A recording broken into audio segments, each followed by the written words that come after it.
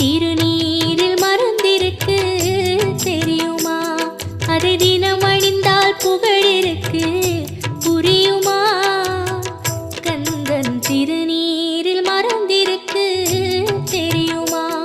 அதை தினம் அணிந்தால் புகழிருக்கு புரியுமா?